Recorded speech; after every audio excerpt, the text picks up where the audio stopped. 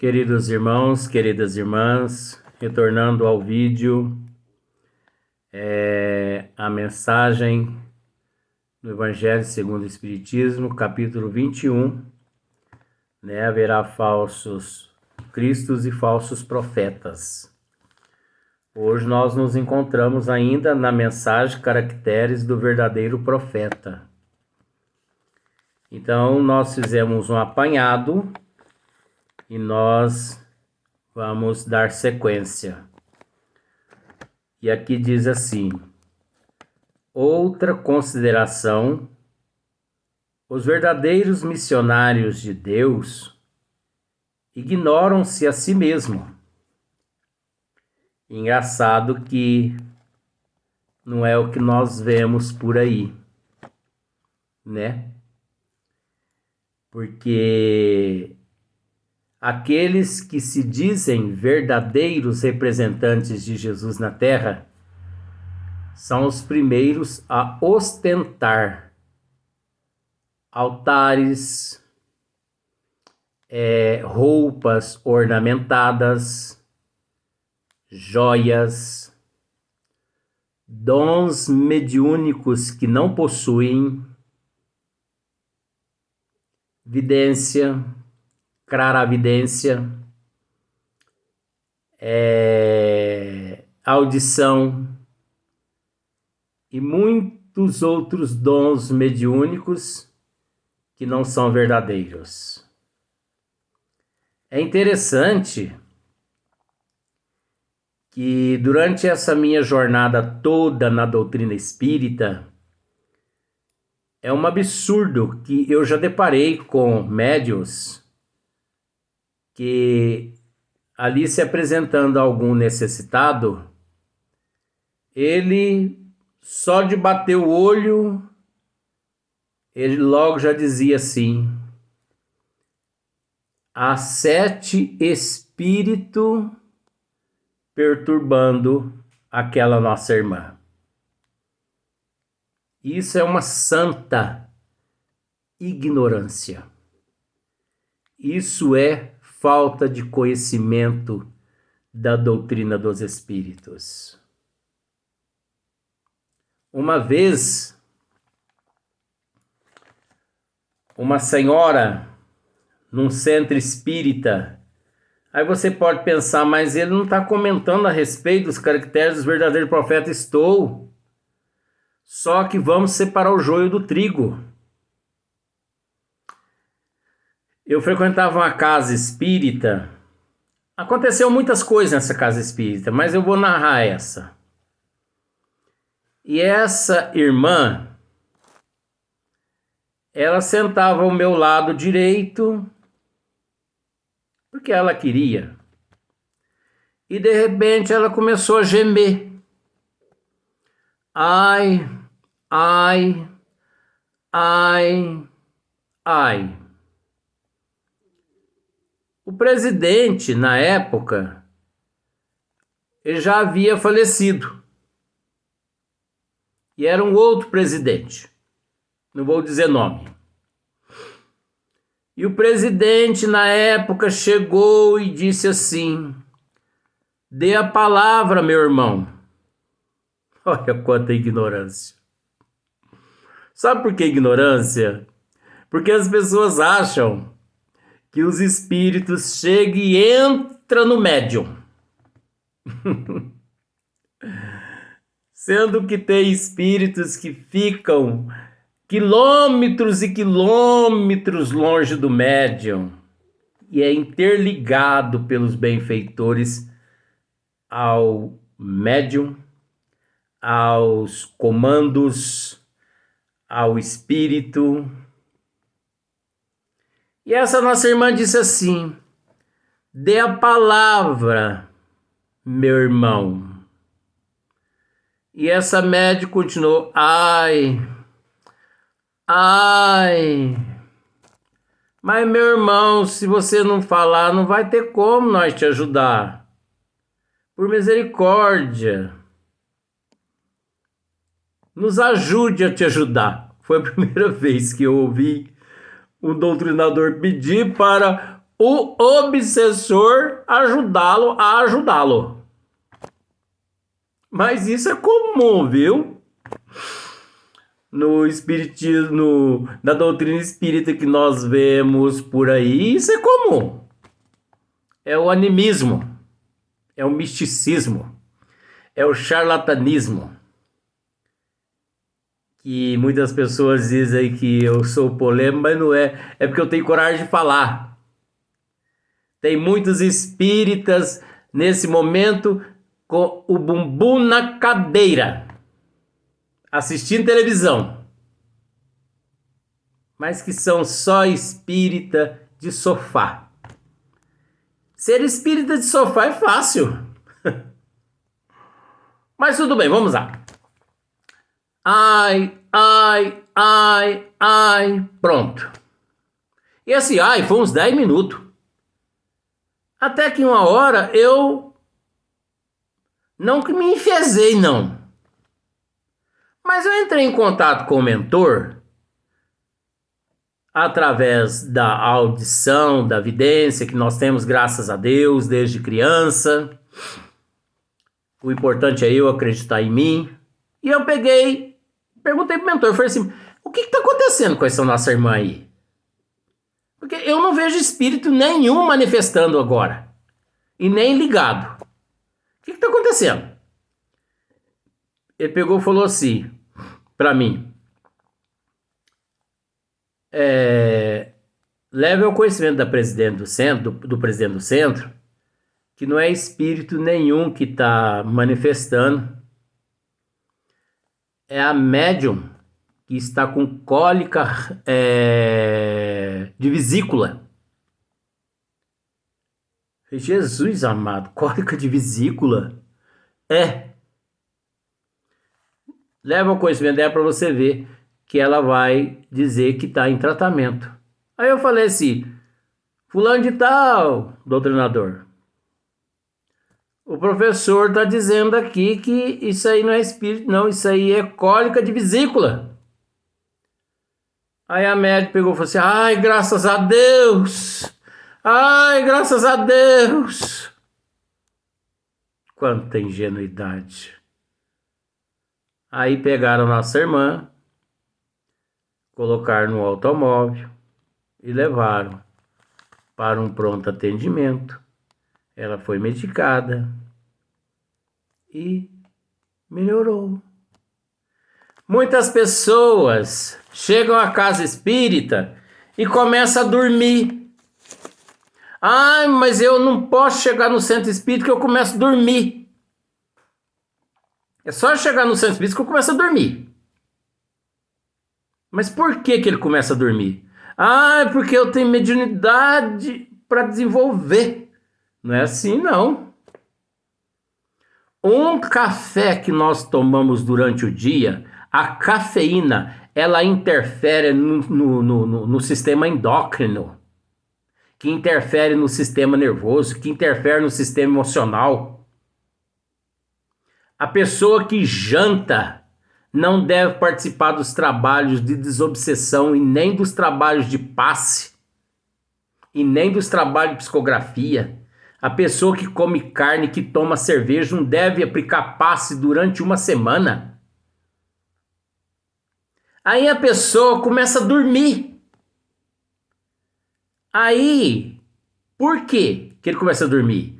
Porque quando ele senta, o organismo dele acomoda.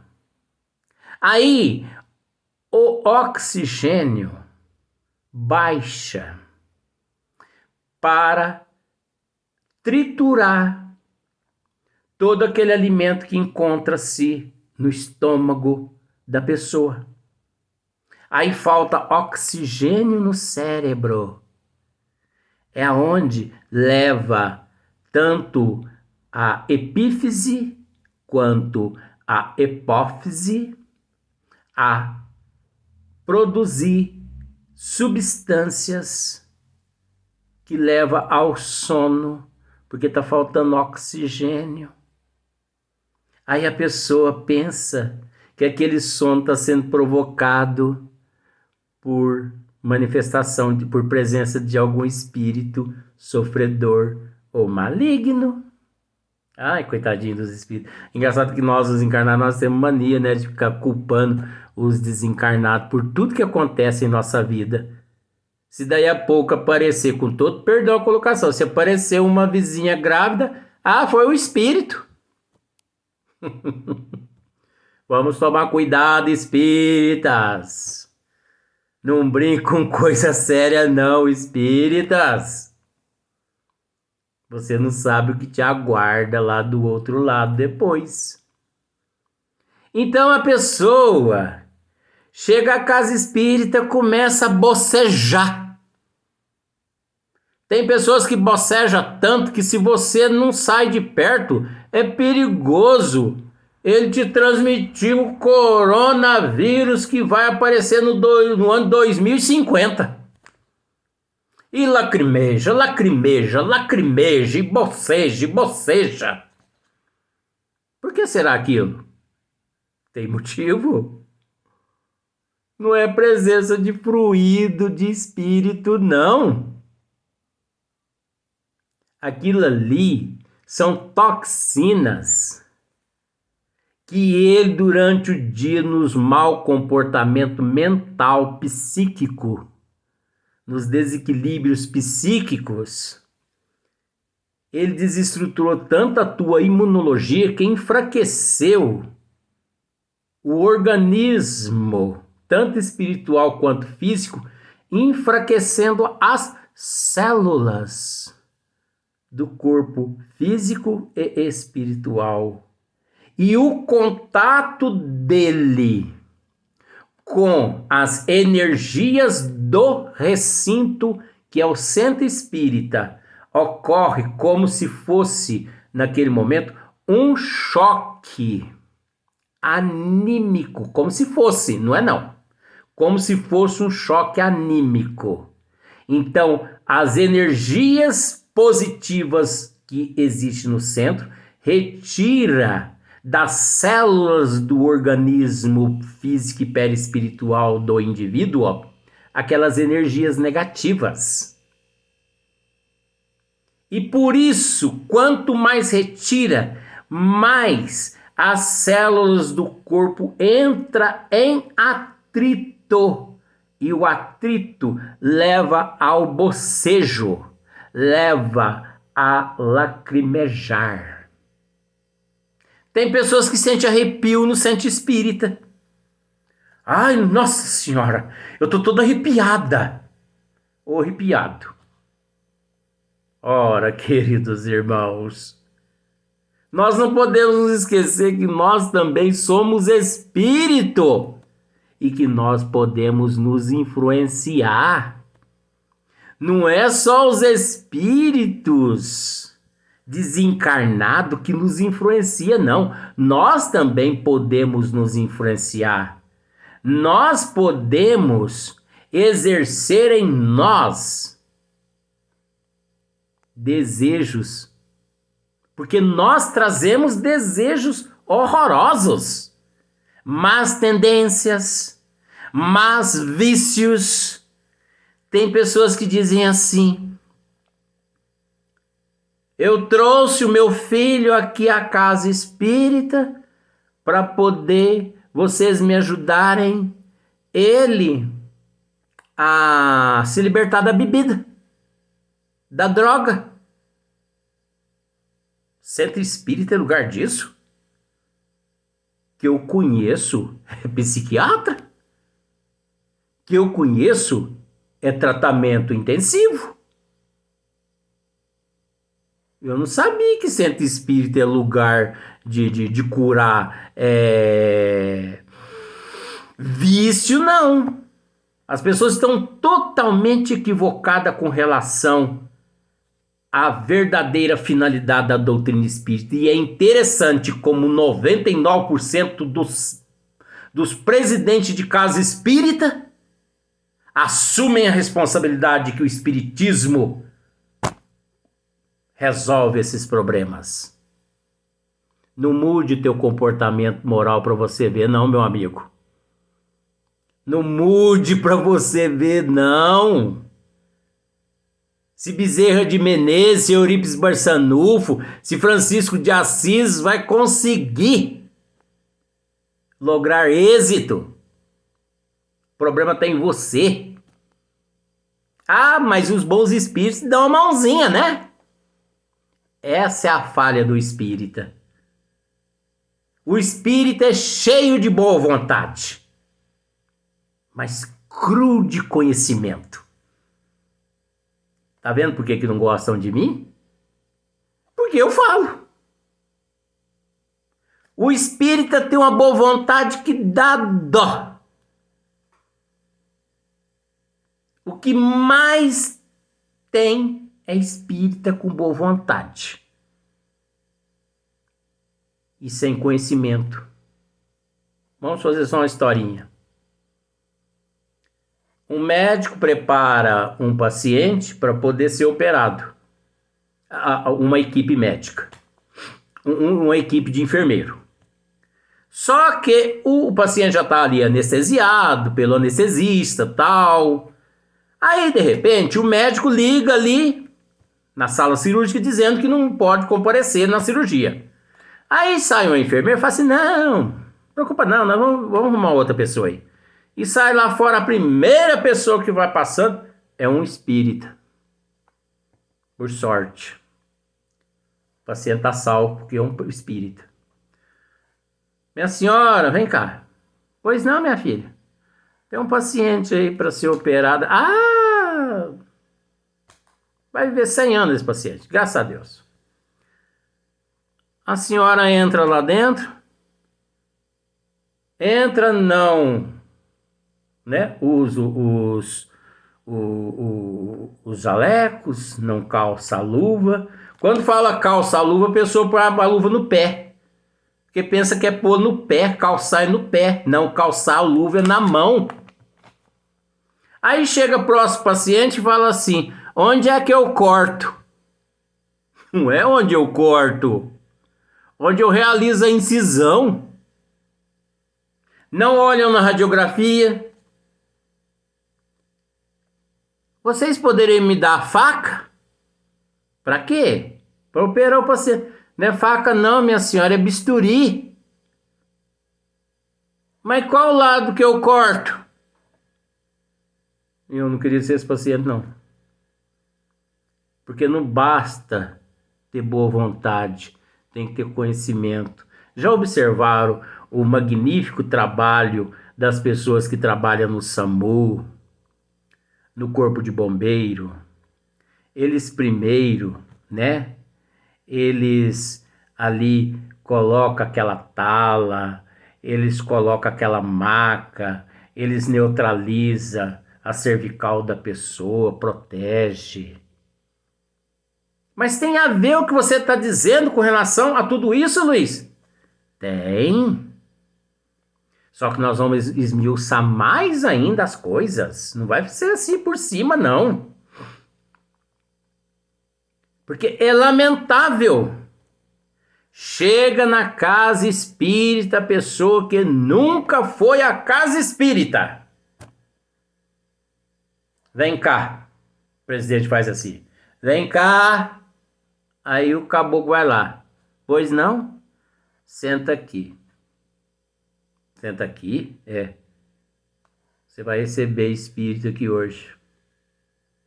O coitadinho nem sabe o que é receber espírita. E outra coisa, centro espírita com sessão, com a plateia ali à frente. Crianças, jovens, moços, pessoas sem cultura, sem conhecimento. Isso é um perigo. Mas é culpado as pessoas? Não. É culpado aqueles que se dizem diretores da casa espírita, mas em busca do estrelato, permite que isso aconteça. Então, em sua maior parte, desempenham a missão a que foram chamados pela força do gênio que possui, secundado pelo poder oculto que os inspira e dirige a seu mau grado, mas sem desígnio premeditado. Numa palavra, os verdadeiros profetas se revelam por seus atos. Os verdadeiros profetas se revelam pelos seus verdadeiros atos, né? Ato, comportamento, moral, intelecto. Por isso que eu costumo dizer, espiritismo não é para quem quer, espiritismo é para quem aguenta. Ou você aguenta a reforma íntima, moral, que o espiritismo nos proporciona, ou volte para a religião de onde você veio. Ninguém é obrigado a abraçar a doutrina espírita, mas depois que abraça, a responsabilidade é a autoevangelização. Nós temos que nos conhecer, nós temos que nos instruir, para depois instruir. Nós temos que nos instruir para depois nós ensinarmos. Nós temos que pensar que nós somos considerados representantes de Jesus, procurando trazer de volta aquelas ovelhas que se desgarraram do rebanho de nosso Senhor Jesus Cristo. E que a nossa responsabilidade é muito grande. Sabe por quê? Porque além de nós termos a responsabilidade de trazer as ovelhas desgarradas, nós temos que reconhecer que nós também somos falhos. Nós erramos muito. Nós não somos perfeitos. Perfeito é Deus, é Jesus, é nossa Mãe Maria Santíssima. Se nós fôssemos perfeitos, nós não estaríamos aqui. Por isso que nós temos que dar as mãos uns aos outros para que se torne mais branda a nossa trajetória aqui na Terra. Nós vamos dar sequência no próximo áudio. Ou melhor, no próximo vídeo. Eu me enrolo nisso aí tudo, né? Então nós vamos dar sequência no próximo vídeo.